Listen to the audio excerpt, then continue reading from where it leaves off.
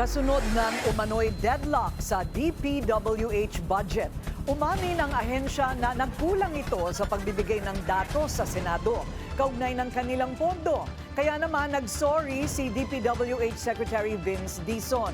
Yan ang agenda report ni Hannah T. live mula sa Senado. Hannah, so ano ang sabi ni Dizon? Ano ba yung kanyang inaamin talaga? Inaamin ni DPWH Secretary Vince Dizon ang kakulangan sa impormasyon tungkol nga dun sa updated na presyo o yung data ng mga presyo ng materyales ng kanilang ahensya. At tama ka nga dun sa sinabi mo kanina, sinunod na nga ni Dizon itong panawagan ng Senado na bigyang linaw itong mga detalye sa budget nila for the next year. At kasunod niyan, tinuloy na ng Senado ang BICAM ngayong araw matapos itong maudlot kahapon. Humingi na ng paumanhin si DPWH Secretary Vince Dizon tungkol sa limitadong impormasyon ng pondo ng kanilang ahensya. Yan ay pagdating sa kanilang CMPD o Construction Materials Price Data na naging basihan ng Senado para tapyasan ang budget nila. Ito ang basihan ng costing of materials ng kanilang mga proyekto. Una na kasing lumitaw si Dizon sa Open BICAM nitong weekend para hilinging ibalik ang nasa 45 billion peso reduction dahil manganganib umano ang humigit kumulang 10,000 projects ng ahensya. Pero nanindigan ng Senadong sinunod lang naman nila ang naunang isinumite ng DPWH na CMPD na naging basihan ng kanilang reduction. Kinilala ni Dizon ang insufficient data na pinrovide nila dahil regional adjustment factors lang daw ito.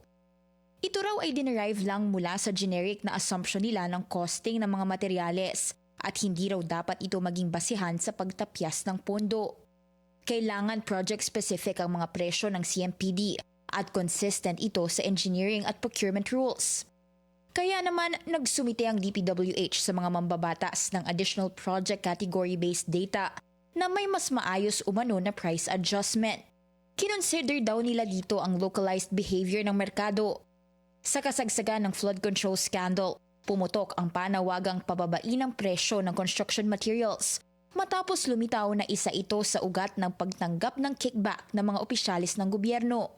Kinumpirma ni Senate Finance Committee Chair Win Gatchalian ang pagtanggap ng apology at explanation ni Dizon. Pinag-aaralan na raw nila ito at ang pinakamahalaga sa Senado, walang overpriced items para sa 2026 at ma-implement ang mga proyekto ng maayos.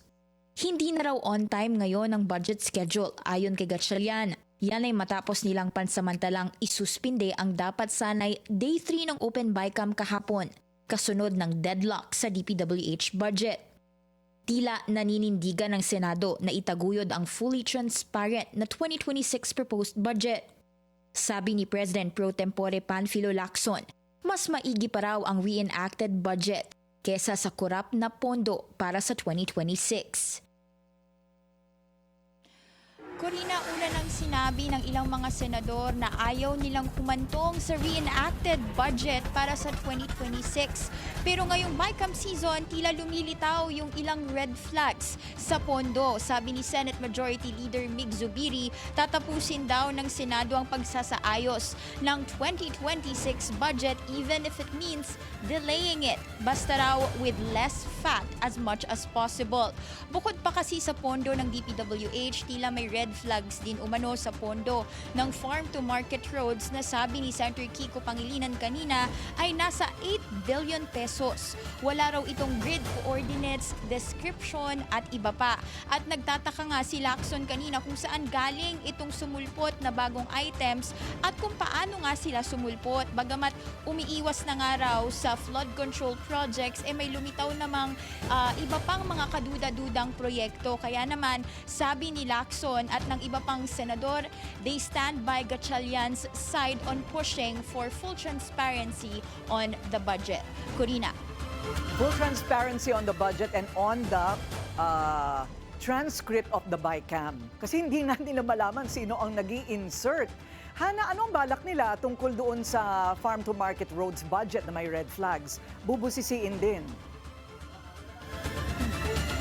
Actually, nabanggit kanina doon sa interview with Pangilinan na ngayong araw dapat ay i-raise nila sa BICAM na bawiin itong naging desisyon tungkol nga doon sa 33 billion peso funding sa farm to market roads dahil nga doon sa lumitaw na 8 billion peso worth na red flags ng line items. At sa ating huling monitoring, hindi pa kasi nagsisimula itong BICAM dahil kanina may ilan pang mga senador na wala pa doon sa PICC. Pero yun daw yung balak na aksyon ng Senado pagdating sa farm to market roads. Corina. So kung babalikan naman natin yung DPWH budget, ang ibig sabihin na hindi pa inaaprubahan ng Senado yung request ni Secretary Dizon na ibalik ang natapyas na 45 billion. Yes, Corina, hindi pa nila ito napagdedesisyonan dahil they've yet to see the complete data nung isinumite ni DPWH Secretary Vince Dizon kasama yung apology letter niya kanina. At sabi naman ni Senator Win Gatchalian, kaya nga raw nila hinihimay ito ay dahil gusto nilang maiwasan ng isa na namang corrupt na budget para sa 2026. Balik sa'yo, Corina. Maraming salamat, Hannah T. Nag-uulat ng live mula sa Senado. Manatiling nakatutok sa Bilyonaryo News Channel. Sumubaybay sa aming social media accounts at mag-subscribe sa aming YouTube channel para sa mga bago at eksklusibong balita.